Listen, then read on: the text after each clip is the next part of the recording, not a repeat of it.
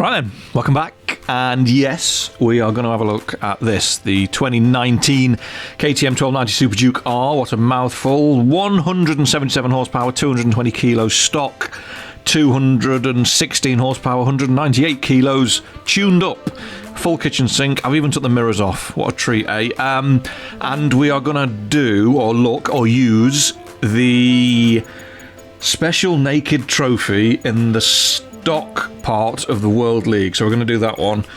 6 races. Weirdly, Donington, French Riviera Shore, Imola, Variante Bassa, and then a little championship at UMC, Cadwell, and then Donington GP again. I mean, very strange. But yes, the question is, can we tame KTM's beast? Turns out we can, because, well, it's not really a beast. There's the setup. Started as always, went with a 2N8 and modified it. They were the tyres we were going to run. Pros, probably the easiest super naked to use. It's not quite as like feisty as an MT10. It's not as mental as the V4 Street Fighter Ducati. It's not as twitchy as the Aprilia. So of all of them, long wheelbase, big punchy V-twin, and it is quite easy to use. Strong front end, we'll talk about that when we look at the Donington races, but yes, it is very good on the brakes, and it's very stable, but it does not like to be hustled. So it's very good if you brake a little bit earlier, turn in, nice steady movements, not trying to back it in and slide it about and wheelie it and muck on. It does not like that. It just likes to be ridden smoothly. And I think the engine, it's a 1300cc V-twin. It should be pulling your arms out of sockets, and it just doesn't. The engine just sounds a bit flat. It doesn't ever seem to get going. It's not very boomy. So basically, it's not really a beast. It's a bit more like Bob. No Bob in particular, just Bob in general, because Bob's a lot less threatening than a beast. But first up, Donington. So I'd used it before briefly. The setup, I do not know what I did with the setup. It was that long ago since we used it. So we did a 2N8, we graduated the gearing, we put the calibrations on aggressive, and we stuck a set of medium tyres on and went racing at Donington GP. And I appreciate that I was drip feeding the races and this, that, and the other. The Forza stuff is probably going to die because I can't be bothered changing the steering wheel back over, and in all honesty, it's nowhere near as good as Gran Turismo 7. I just can't get back into it, so I'll finish the Forza stuff off, and then we'll do 2 ride videos and 2 Gran Turismos a day if it all works out. But we went to Donington. It's very good off the start, anti-wheelie 2 on the start, and just quite low to middle revs. It doesn't like to be mucked about and slid. Like then I tried to slide it out of Coppice, and it was having none of it. It just sat the bike up and fired me onto the grass. Thankfully we didn't get a penalty. Front end wise, yeah, most of the bikes would have been down the road there in the grass and gravel, and we would have been restarting, but all it did was warm the front tyre up quite a bit, and we went right around the outside and ended up in the lead at the end of the start finish straight after we went into the last corner in third. But yeah, I was a bit taken aback by how sort of like faithful the front end of the bike was. It will slide about coming down Craner curves, it will, but it won't go far. It is definitely not an MT10. It's definitely not sort of like a phaser. I would not be giving it much more than a 2 or 3 on the buggy rating. It's just not got it. Trying to back it into corners, into Goddard's the last turn at Donington on the GP circuit, and again, it's just not having it. We had a big enough lead, so we got away with it. But medium was probably the wrong way to go. What I should have done is gone a medium front, soft rear, and there's a little tweak on the suspension. We only had to change it once after this race before we did the time attack. But at the end of the 5 laps, it's cloudy, the ambient temperature is reasonably low. Now, I'm still not 100%.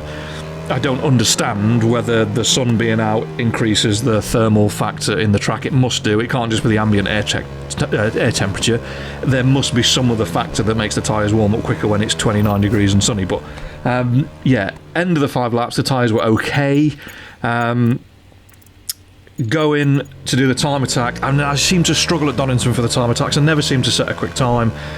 We did a couple of laps and the tyres were not happy. The front tyre especially.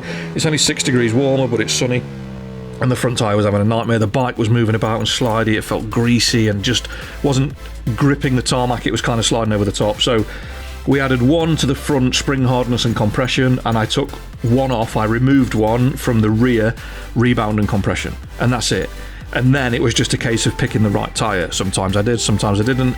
We ended up doing 8 laps, 126.1, which was Well, a fair old chunk faster, because we did a 1:28.4 in the race, so we're talking 2.3 seconds quicker just for a couple of clicks of change. And yes, the front tyre's still warm. The difference is now the bike is actually gripping and handling, and you can see as we go down the Craner curves, and we'll stay with it for the full lap. As you go down the Craner curves, yes, it's moving about, but it's turning so much nicer. It's much more positive in the change of direction. The rear does want to play a little bit. It's a 1300cc V-twin. It's got a massive amount of torque, so you've just got to be careful that on a 4-cylinder bike or a 1050 triple or something like that, you can go straight to full throttle. On this, you've just got to feed that initial sort of tap of throttle in, and then you can go full gas. Otherwise, it will just spit the bike sideways. I tried to tune it out, and it just made it worse. It either made the rear tyre overheat, or it just made the bike slide sideways, and it had no rear grip. So the compromise was I just went back to the settings that set this lap. But again, down through the foggy S's, the change of direction, it's picking the front wheel up, which I used to have a ZXR 400 SP many years ago, and that would pick its front wheel up in changes of direction. Now, some people say, oh, that's a bad thing. It was the best handling motorcycle I've ever ridden. Probably the quickest thing down a country lane this side of a Moto 2 bike. It was absolutely obscene. I've never managed to replicate that feeling in any of my other motorcycles.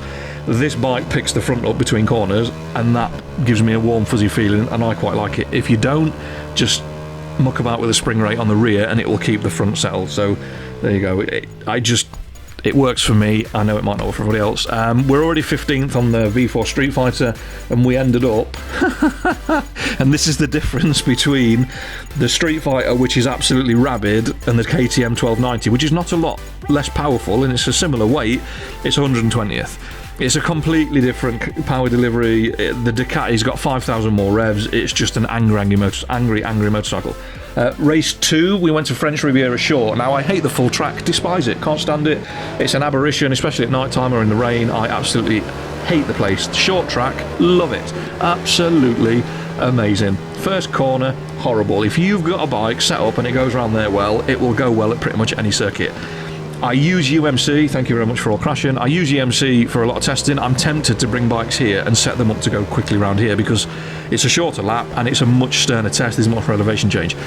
Not been here for a while and was struggling with the brakes and braking points because I didn't want the bike overheating the tyre, so we got out-braked into the hairpin at the bottom of the hill on lap 1, and then we're running up the hill, and I was so tempted to try and go around the outside, but thought better of it, and then pulled off an absolute blinder, nearly hit the barrier, nearly parked it in the back of the hedge abuser, but ended up going past the other KTM for the Brazilian, and I was like, oh, that was alright, that was quite good, that. Shame it was kind of wasted a little bit on the external replay when I put the race out, but the hedge abusers crap round corners, we're a bit more nimble.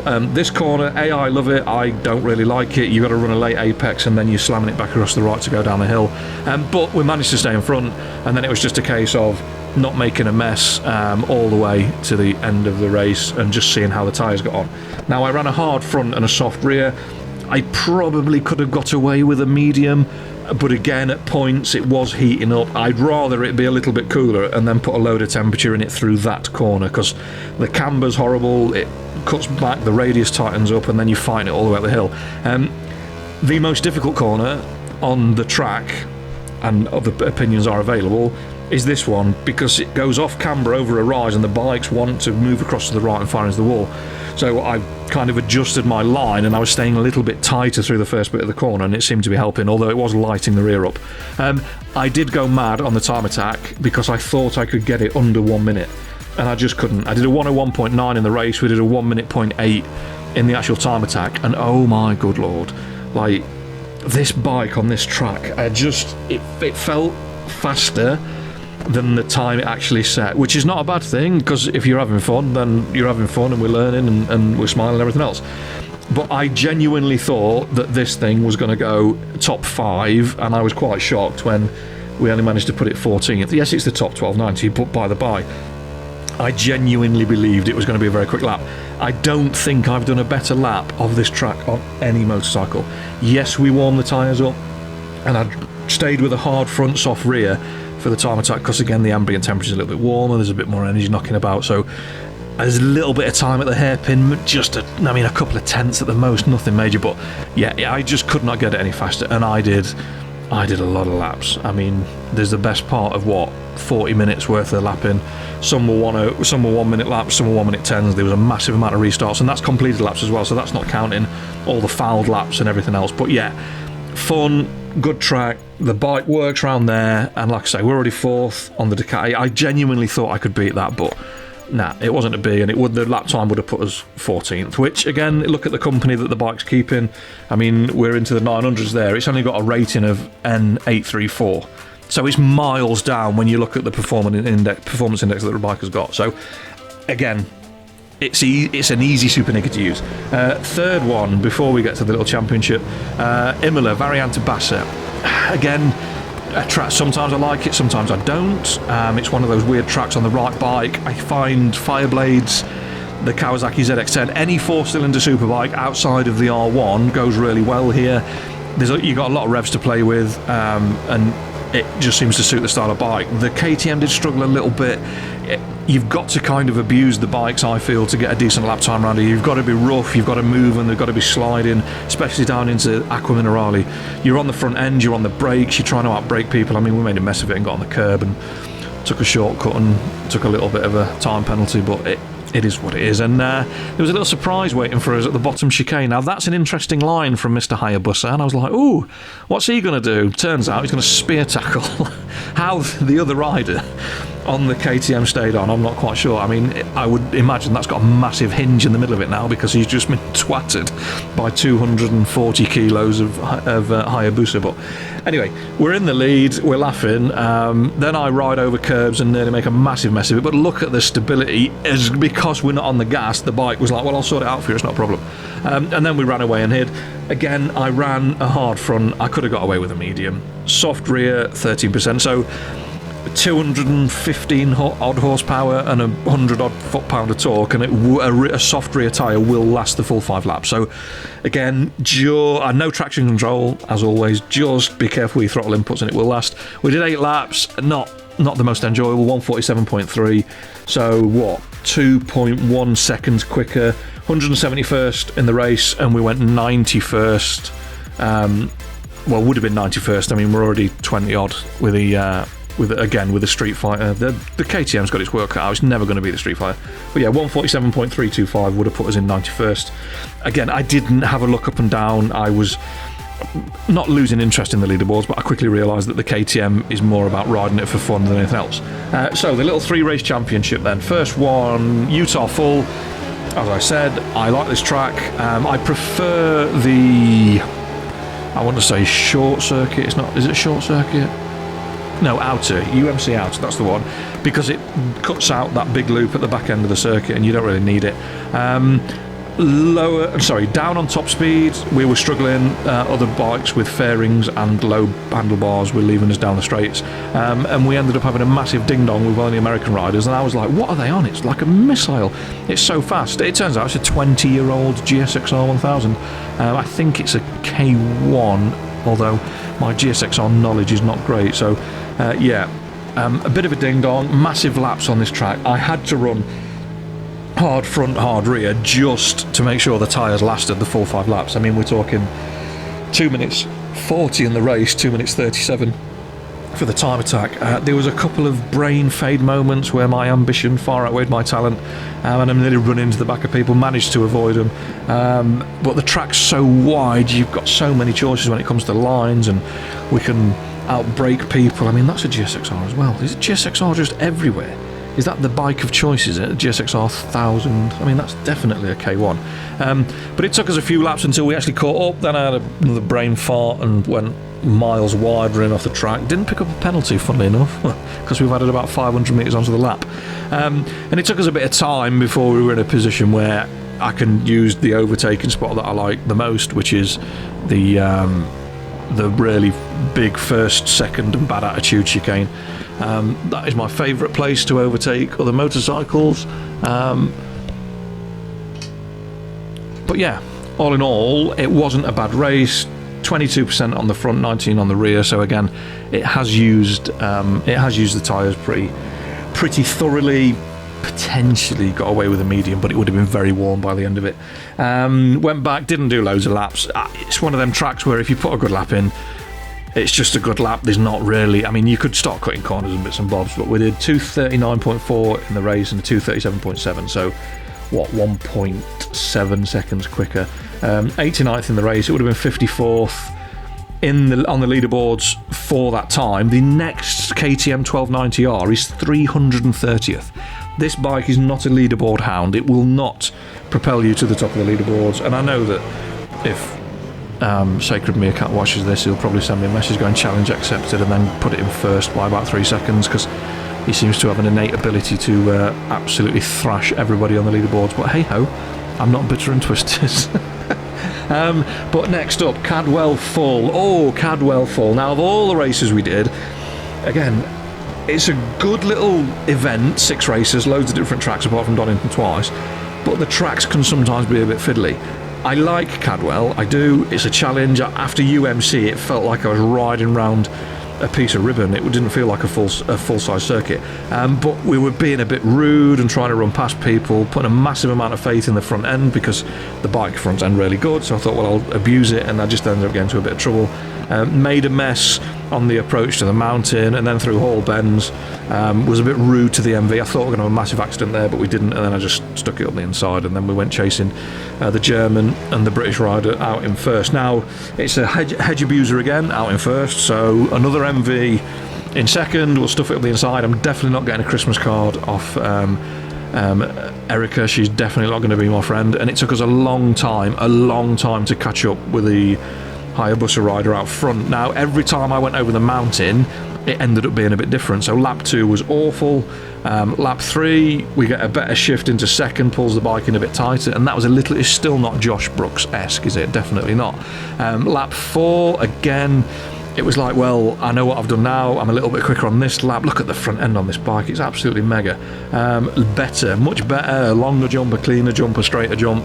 And then lap 5, I am not going to tell you a lie, this sequence through the gooseneck and down through the mountain was probably the best that I've ever ridden this part of the circuit. It was, I'm not going to say perfection, but it was as good as I've ever done it.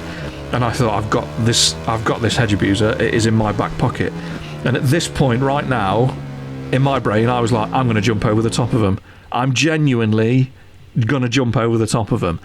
Turns out I'm not, because the Hayabusa's got its own gravity field and sucked me into the back of it. But it's like a tank or /bus/ whatever you want to call it.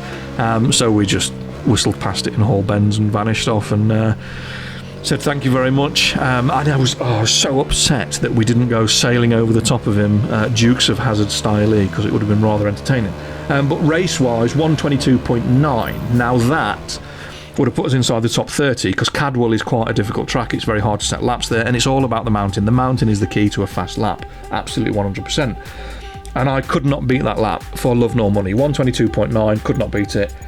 Finally managed to get a decent run over the mountain, a good jump, 122.3, and that would have put us 21st. So we only took 0.6 of a second out. That is by far the closest race to time attack time of all the 6 events.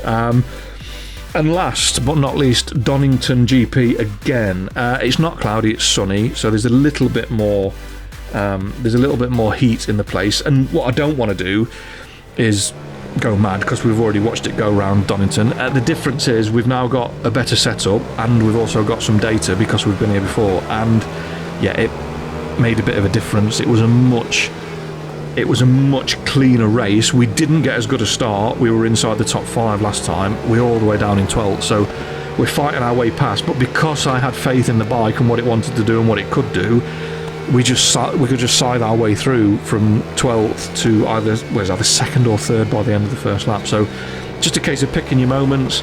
As you come up here through the left-hander, they all run across to the right-hand side of the track, so stick it up the inside. Again, stay on the inside. We run a bit narrow. There's a little bit of grass track in which some people go, oh, you'd have been off if it was a real bike. Yeah, I know, but it's not me. It's not a real bike, so it doesn't matter. Down towards the Foggy S's, again, we plant it past another one. That takes us up to 5th. Out the Foggy S's, well, we're going to change direction better and get on the gas.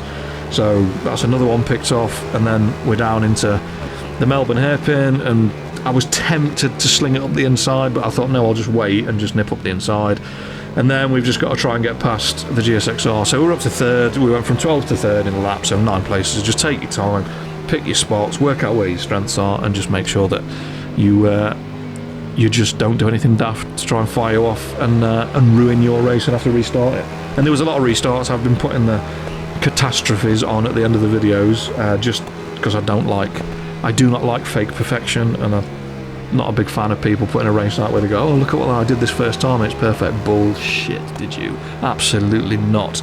But yes, we managed to get through down the Craner curves to second, and then it took us a little while. But again, out of here, the bike's just moving about now. We're working the tyres a bit better. We ran a medium front, soft rear. So we did change the tyre setup, and they are working and getting a bit warmer. So we went past, down the back straight, under the ghost of the Dunlop Bridge, and that was about it. We just tried to run away and hide from Mr. Castillo on whatever he was riding, and then we went away. We went a little bit quicker. We were actually about 0.6 of a second faster in the race, and we ended up doing a 1:25.6. Our original time at Donington was a 1:26.1, so we've took half a second off it just with a bit of knowledge and a bit more experience of the bike and bits and bobs, and that would have put us 97th. Again, not a leaderboard bike, not by any stretch of the imagination. You might find a random track that there's not a massive amount of times, but Ride 4's been hammered from pillar to post. So there's another look at the setup. Again, it's just a couple of clicks away from a 2 and 8, but you're taking seconds out every lap. And yes, pretty bike. Shall we talk about the ghost in the room? Ride 5. I'll do a little video on it at some point, but I'm busy this weekend. It's Friday night now. What time is it? 10:15 on a Friday night. So I will do a video on it, but it might not come out till next week. Just a little snippet and what I'm looking forward to and what I'm not, and what we can see from the video. But yeah, Ride 5 is announced. I'm excited. 24th of August, I think it is. But we'll have a closer look and we'll talk about it more then, what I would like to see in the game. It looks like they've answered some of my endurance prayers, but again, we'll talk about it then. But thanks for watching, commenting, liking, subscribing, and all the usual jazz. And fingers crossed, I will see you next time. Take care, stay safe, peace.